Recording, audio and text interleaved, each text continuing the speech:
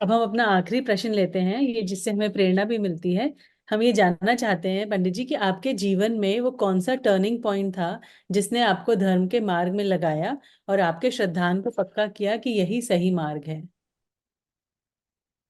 अभी 9:25 हो गए हैं, आपने 9:27 बोला था, तो 9:30 तक ले सकता हूँ मैं? जी बिल्कुल, आराम से लीजिए। ठीक है।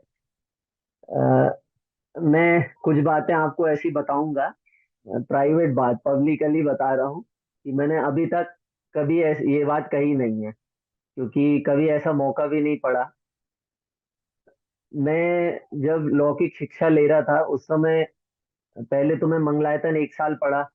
उस समय एक दौर था जब मुझे बहुत स्वाध्याय की रुचि जगी थी, और मैंने गलती से मैथ साइंस ले लिया था। तो उसके बाद आगे फिर वहां से निकला, फिर लौकिक शिक्षा अपना किया। तो लौकिक शिक्षा के समय मेरा एक भाव था कि मुझे बाहर रहना है, या तो इंडिया में कोई बड़ी जगह रहूंगा या बाहर शिफ्ट हो जाऊंगा।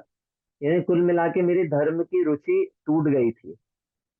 घर में ऐसा माहौल था कि बचपन से हमने गुरुदेव श्री के प्रवचन सुने हैं, शिविरों में गए हैं, पिताजी विद्वान है, लेकिन अंदर से एक रुचि टूट गई थी।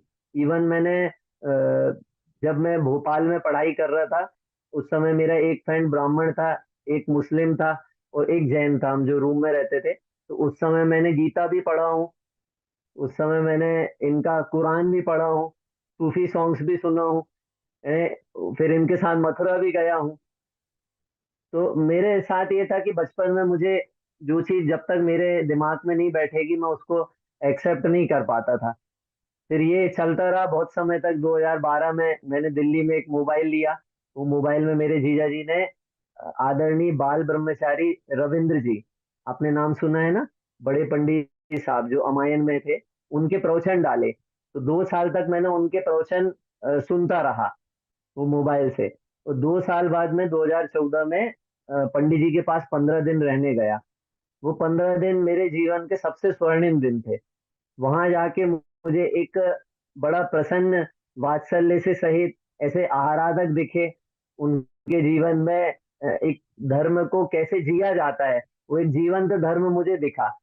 तो वहां से आने के बाद मुझे खुद नहीं पता, बहुत सारा परिवर्तन हुआ। जब वहां दिन भर स्वाध्याय करता था, पंडित जी के पास जाके कुछ पूछना था तो वो पूछते थे, उनका जीवन देखते थे। तो वहां से आके परिवर्तन हुआ। तो और मैंने दो, रत्नजन शावकाचार्य जी और छत्र चूड़ामणि, दो ग्रंथों का प्रारंभ में स्वाध्याय किया था, जिसका बहुत प्रभाव रहा।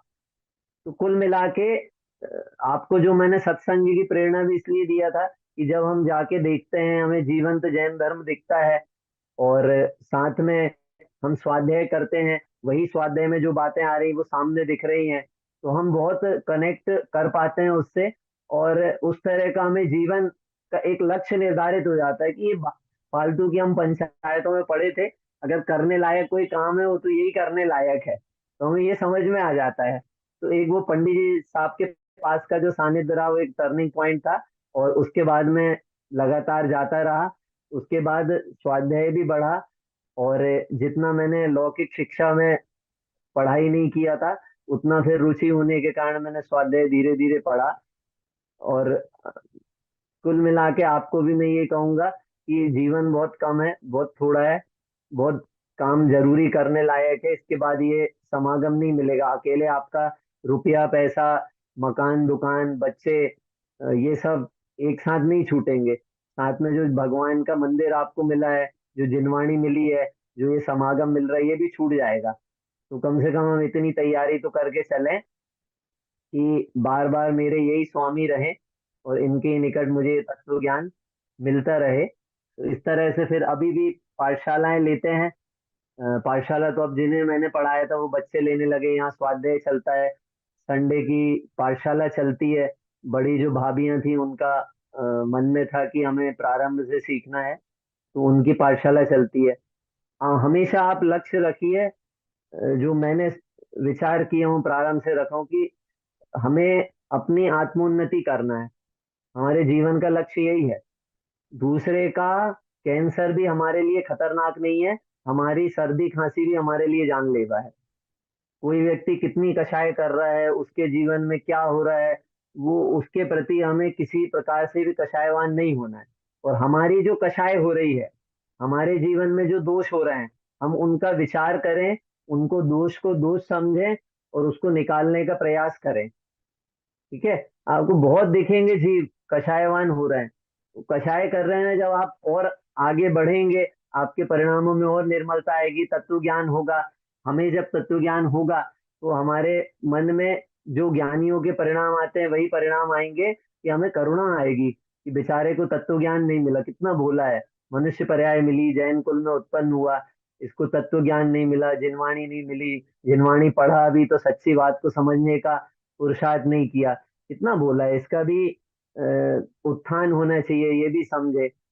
और अंतिम बात, आपके जीवन में ऐसा परिवर्तन आएगा कि आपके घर में भी परिजनों के बीच में रहते हुए भी वो परिवर्तन दिखेगा। यानी आप सोचो, मैंने एक जनरल बुक में पढ़ा था कि अ, शायद हरिशंकर परसाई की पुस्तक थी। एक व्यक्ति के बारे में वो बता रहे थे, और उसमें उनने कटाक्ष किया था कि ये व्यक्ति को, ये डॉक्टर को सारे विश्व के जीवों के प्रति दया थी, सिर्फ अपनी पत्नी को छोड़ के। यानी यार समझे, यानी हमारे पत्नी हो, पति हो, बच्चे हो, सास ससुर हो, हमारे पिता हो, माता हो, यानी जब ये दृष्टि आ जाएगी ना, हम स्वयं को जीव, स्वयं को आत्मा, स्वयं को भगवान परिपूर्ण देखेंगे, तो ये सारे जीव हैं, ये सब जीव हैं। गलतियां को उठा के रख दें एक तरफ, उनसे ज्यादा गलतियां तो हमारे अंदर है, हम झांकेंगे तो ये सब जीव हैं, तो उनके प्रति हमारे वात्सल्य उमड़ेगा। सबको धर्म मार्ग में लगाने की भावना होगी। सब जीव पढ़ें, समझें, अपना भव सार्थक करें, मनुष्य पर्याय में आत्मानुभव करके और इन भवों के कष्टों का अंत करके और भगवान बने, सभी जीव भगवान बने। तो ऐसी मंगल भावना जागृत होती है। तो आप भी सत्समागमों में जाएं, शिविरों में जाएं, तो खूब जिनवाणी का अभ्यास आत्मार्थी होने के लिए करें खूब।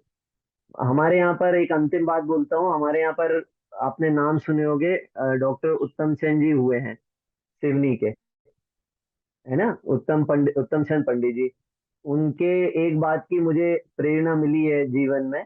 वो कहते थे कि मुझे कोई शंका होती है ना, तो मैं टोपी बाद में उतारता हूँ, पहले शंका का समाधान करता हूँ। तो ये चीज को मैंने फॉलो किया, कि मुझे कोई शंका होती थी ना, ये अभी भी होती है, तो मैं सबसे पहले जैन सिद्धांत कोश उठाता हूँ, तो शंका का समाधान करता हूँ, या नहीं होता उससे समाधान, तो फिर और जो विद्वान है उनसे पूछते हैं। पहले गोदा जी थे, उनके पास अनेक शंकाएं भेजते थे, वो बताते थे, प्रामाणिक समाधान मिलता था ग्रंथों के आधार पे। तो आप भी विचार करेंगे तो अनेक शंकाएं उठेंगी, धीरे धीरे अपने दोष समझ में आएंगे। गलत का पता भी सही होने पर होता है ना। सही जब पता चलता है तभी गलती पता चलती है। जब हम सुधार का विचार करेंगे तभी हमें अपनी गलतियों का समझ में आएगा। तो ऐसे हम सभी इस तत्व ज्ञान से आत्मानुभूति करके हम सब भगवान बने।